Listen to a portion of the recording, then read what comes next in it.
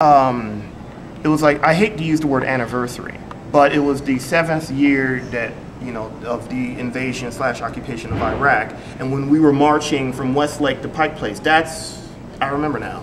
I remember now. And there was a point in which the wind had blown one of your signs, and I doubled back to grab it or something like that. I remember now. I remember now. No, see, at the risk of sounding like a conspiracy theorist, I think the reason why people have such a hard time, I mean, there's a couple of things. Number one, I think there's a couple of reasons why people have such a hard time with superheroes. Number one, that god-awful abomination back in 1966, Adam West doing the goddamn Batusi, and that Batman TV show. So, because people don't read and people, rely too much on TV, if their only contact with the character is seeing that god-awful TV show, then yeah, there's that. Also, too, the millisecond you take heroism seriously, is the millisecond you are obligated to be heroic yourself. I think that's what you're challenging. Yeah. So it is, and as a result of that, the knee-jerk response is, oh, ho, ho, ha, ha, ha, look at they're in tights and a cape, and they missed the point entirely, and it's so sad. Well, you're using symbols to communicate subtly with people, so some people are gonna miss it.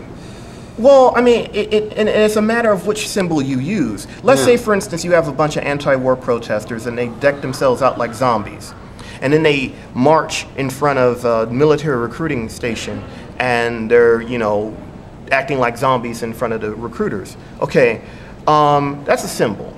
But that's a symbol that is negative. Yeah, it's a symbol that suggests that, well, all there is death and decay. Mm-hmm. It's a symbol that feeds into the already prevailing cynicism. But by definition, a superhero or a superheroine is an optimistic symbol. It's a positive symbol. And that's just not hip. That's just not what's hot on the streets, unfortunately. Yeah. Because that makes you look naive and makes you look like some kind of goody-goody Boy Scout or something. And that's a damn shame. Cynicism is hip.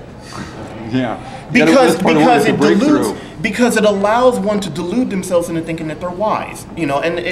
Cynicism is not synonymous with wisdom. Never has been, never will be. And I wish photographic memory, I wish I could remember this quote that Jesse Jackson had, where he's saying that essentially he said that there has never been a moment in history when a cynic has ever led a mass movement. Yeah. I mean, it's a contradiction in terms. It's like military intelligence. How is a cynic going to lead a movement when, by definition, being cynical means staying your ass at home? That's the hope. Yeah. King had hope. Gandhi had hope. And King was a Trekkie. A lot of people don't know this, but Dr. King, well, he was talked Nichelle Nichols out of quitting the show. Because Nichelle Nichols, after the first season of Star Trek, she was tired of being the token negress. And so she went to an NAACP function where she met Dr. King, and she told Dr. King, oh, I'm going to quit Star Trek. And he said, no way in hell can you do that. This is the only show that I sit with my family and watch, which is a hell of a thing because they were constantly changing which day of the week Star Trek aired, which meant that I'm sure Ralph Abernathy and Jesse Jackson got the call saying, I'm sorry, I can't make it to the March, Trek's on. And so, and he said, the message that Roddenberry is trying to impart, the message of hope, is too important for you to abandon. And because of that, she stayed on the show. Now, 2 things came out of that we know of. Again, butterfly effect. One, Whoopi Goldberg became Whoopi Goldberg because Whoopi Goldberg has said in interview after interview that if it wasn't for her, she never would have gotten into show business in the first place.